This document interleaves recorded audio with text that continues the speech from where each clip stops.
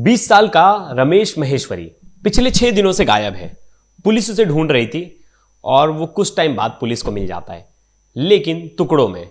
उसकी जो हालत होती है वो टुकड़ों में मरा हुआ मिलता है। अब पुलिस जब जांच करती तो पता चलता है टुकड़े करने वाला कोई बाहरी दुश्मन नहीं बल्कि उसका जिगरी दोस्त है।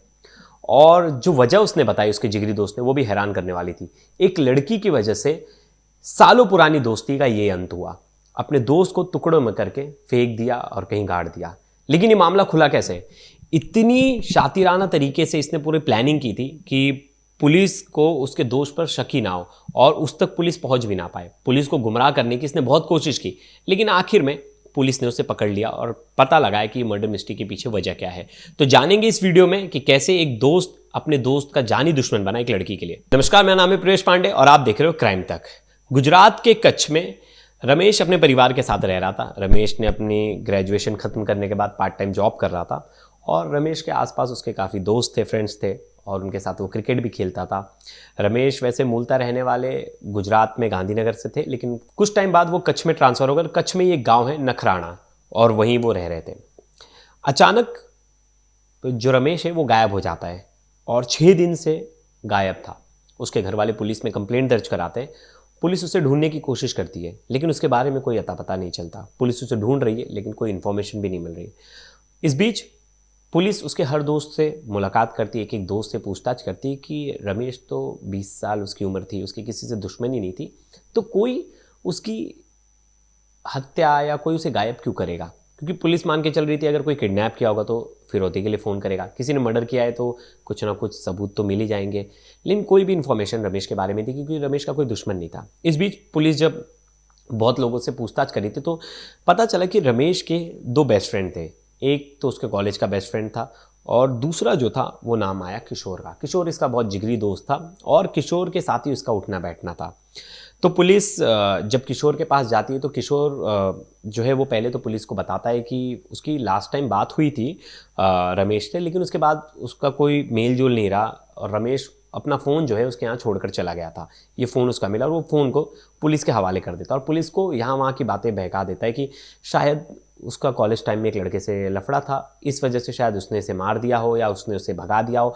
तमाम ऐसे क्लूज़ देता है जिसकी वजह से पुलिस उसी में फंसे रहे और उसी चीज़ के तितर बितर इन्वेस्टिगेशन करती रहे।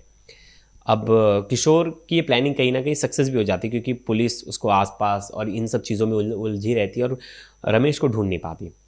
पुलिस जब इन्वेस्टिगेट करी थी तो पुलिस को पता चला कि रमेश का एक और दोस्त है जो बचपन का ही फ्रेंड है, उसके पास जाती है तो वो एक कहानी बताता है। जो कहानी रमेश और किशोर के बीच में थी, लेकिन वो कहानी किशोर ने पुलिस को नहीं बताई थी। वो दोस्त बताता है कि रमेश और किशोर दोनों बेस्ट फ्रेंड थे और रमेश की एक गर्लफ्रेंड है। उसी गर्लफ्रेंड को जो किशोर है वो बार बार मैसेज करता था जिसके बाद उससे कई अनवांटेड डिमांड्स करता था, जिसको लेकर उस लड़की ने जो था वो उसने कंप्लेंट बता दी थी अपने बॉयफ्रेंड को। यानी उसने रमेश को बता दिया था कि तुम्हारा दोस्त जो किशोर है वो मुझसे गलत गलत तरीके की चीज़ें डिमांड कर रहा है। वो मुझे इंस्टाग्राम पे मैसेज करता है और बोलता है कि मेरे साथ भी सेक्स कर लो, मेरे साथ भी रिलेशन बना लो, मेरी भी गर्लफ्रेंड बन जाओ। और ये मैसेज देखने के बाद वो लड़की उसे ब्लॉक कर देती है और जाकर उसके दोस्त को बता देती है कि तुम्हारा दोस्त कैसा है, कैसे लोगों को अपने साथ रखते हो, ये तो मैं एक तरह से इसकी भाभी लगूंगी और ये मुझसे इस तरह की बदतमीज़ी से बात कर रहा है, मुझे कह रहा है कि मेरे साथ रिलेशन बना लो, मेरे साथ भी तुम फिज़िकल हो जाओ और तमाम तरह की बातें। इस बात को सुनकर जो रमेश है वो आग बबूला हो जाता है और किशोर से लड़ने पहुंच जाता है। दोनों के बीच में बहुत लड़ाइयाँ होती है, बहुत ज़्यादा लड़ाइयाँ होती है, तू मैं होती है। फिर बाद में दोनों अलग हो जाते हैं। कुछ टाइम बाद अलग होने के बाद थोड़े महीने बाद दोनों के बीच में वापस से समझौता हो जाता है। म्यूचुअल फ्रेंड्स होते हैं वो दोनों दोस्ती करा देते हैं और दोनों की फिर से दोस्ती हो जाती है। लेकिन किशोर की पूरे दोस्त यार में बेइज्जती हो जाती है क्योंकि सबको पता चल जाता है कि इसने अपने बेस्ट फ्रेंड की गर्लफ्रेंड को ही मैसेज कर दिया था, ऐसे गंदे मैसेज। तो किशोर जहाँ जाता था सब उसका मजाक उड़ाते थे, उसकी बेइज्जती करते थे क्योंकि सबको ये बात पता चल गई थी। उस चीज़ को वो अंदर ही घुट घुट कर जी रहा था। उसे लग रहा था कि उसके आत्मसम्मान को बहुत ज़्यादा ठेस पहुंची है और उसकी बेइज्जती हो रही है। उस बेइज्जती का बदला लेने के लिए किशोर के दिमाग में एक प्लान आता है। बोलता है कि जिस शख्स की वजह से मेरी इतनी बेइज्जती हो रही है मैं उसको रास्ते से हटा दूंगा, यानी अपने बेस्ट फ्रेंड का कत्ल कर दूंगा। अब यहाँ तक तो उसकी जो बात थी वो समझ में आई लड़ाई झगड़े की और उसने एक बार ऐसा किया भी। लेकिन किसी ने सोचा नहीं था कि किशोर सच में ऐसा कुछ कर लेगा। अब क्या हुआ कि जब किशोर ने पूरी प्लानिंग की बदले लेने की, तो अब किशोर ने उसे प्लान से बुलाया कि आओ चलो पार्टी करते हैं मेरे खेत में। तो जो रमेश है वो रेडी हो जाता है, बोलता है ठीक है। राजेश जो है वो रेडी हो जाता है, रमेश जो है रेडी हो जाता है, बोलता है ठीक है हम पार्टी करते हैं। और वो पहुंच जाता है। वो दोनों खाने पीने की चीज़ें और बहुत सारी चीज़ें थी, खेत में लाते खाते पीते। वापस से जो किशोर था उसी टॉपिक को उठाता है, बोलता है तेरी गर्लफ्रेंड को मैसेज कर दिया था, वो तो मैंने नशे में कर दिया था ऐसे वैसे, और तूने उसके लिए मुझे पूरे समाज में बदनाम कर दिया। दोनों में इस बात को लेकर तू मैं होती है। ये तो मन ही मन अपने खुन्नस रखा था किशोर ने। किशोर के पास एक फावड़ा होता है, फावड़े से मार मार के जगह पर ही उसको मौत के घाट उतार देता है, अपने दोस्त को, बेस्ट फ्रेंड को। ज़रा भी उसे मन में ये नहीं आता कि ये मेरा बेस्ट फ्रेंड था, इतना पुराना दोस्त था, मैं इसकी हत्या कर रहा हूँ, और हत्या कर देता है। किशोर के साथ एक नाबालिग लड़का भी इन्वॉल्व रहता है जो उसकी मदद करता है वहाँ उसका मर्डर करने में। मर्डर करने के बाद ये जब शांत होता है, आराम से बैठता है डेड बॉडी के पास, फिर ये सोचता है अब डेड बॉडी को ठिकाने लगाने पड़ेंगे। तो ये धड़ अलग करता है कुल्हाड़ी से, हाथ पैर सब कुछ अलग कर देता है इससे। फिर जो मुंडी सर होता है, मुंडी को वो लपेट के कुएं में फेंक देता है। फिर बॉडी के आधे जो पार्ट्स थे, हाथ पैर, उसको दूसरे एक बोरवेल में डाल देता है। फिर जो बचे पार्ट्स थे उनको ज़मीन खोदता है और उसमें डेड बॉडी जो है वो, बाकी के जो डेड बॉडी के पार्ट्स है उसे दफना देता है। अब रहा सवाल, जहाँ इसने मर्डर किया है उस मिट्टी पे खून के निशान थे, उस मिट्टी को खरोच के निकालता है फावड़े से, उसको एक बैग में भरता है और उससे भी एक कुएं में फेंक देता है और चुपचाप अपने घर चला जाता है।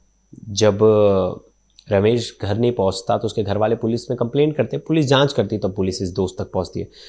अब ये जो पुलिस को ये जो गर्लफ्रेंड वाली स्टोरी है, ये स्टोरी जो है उसके दोस्त ने बताई, तो पुलिस उस रमेश तक पहुंच जाती है। रमेश से सख्ती से पूछताछ करती कि तूने ये बात छुपाई क्यों, तो फिर वो कुछ बता नहीं पाता है। फिर पुलिस को 100% शक हो जाता है कि हत्या के पीछे यही शामिल है, या तो मतलब जो भी गायब हुआ है रमेश, उसके पीछे किशोर शामिल है।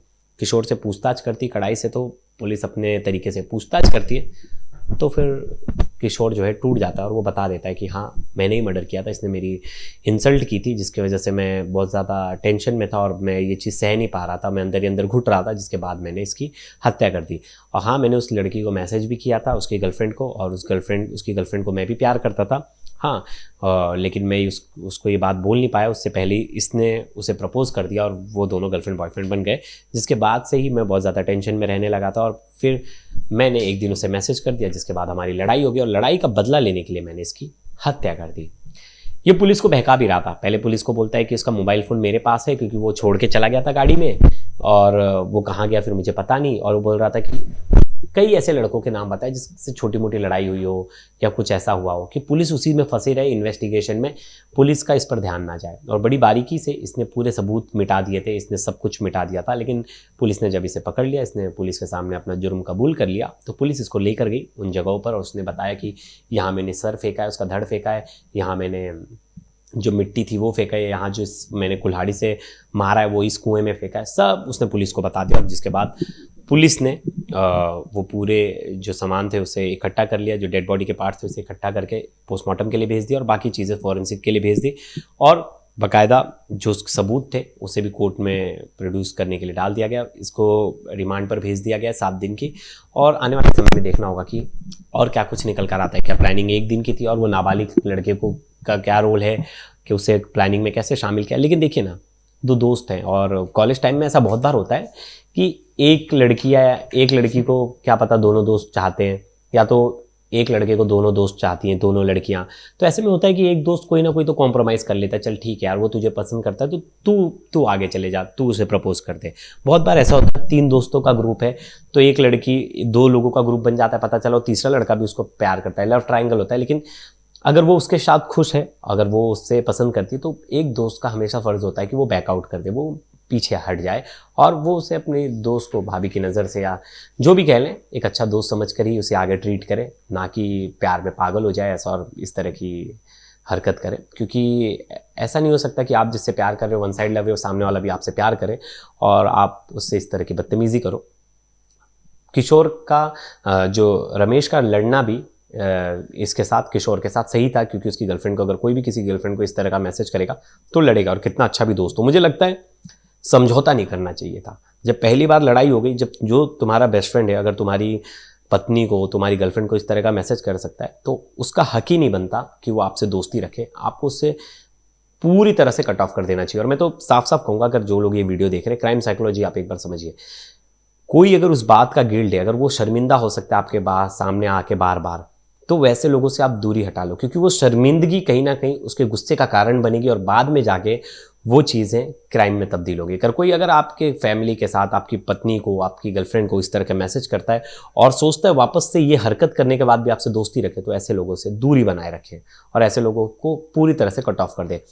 यहाँ जो रमेश था, उसने ये करने से पहले सोचा कि चलो ठीक है, दोस्त है, माफ़ कर देते हैं, सुधर जाएगा। लेकिन यहाँ ना दोस्त सुधरा और दोस्त ने तो इतना बड़ा कांड कर दिया, मर्डर ही कर दिया। तो दोस्तों, इस वीडियो पर आपकी क्या राय है ज़रूर बताइएगा। तब तक के लिए धन्यवाद।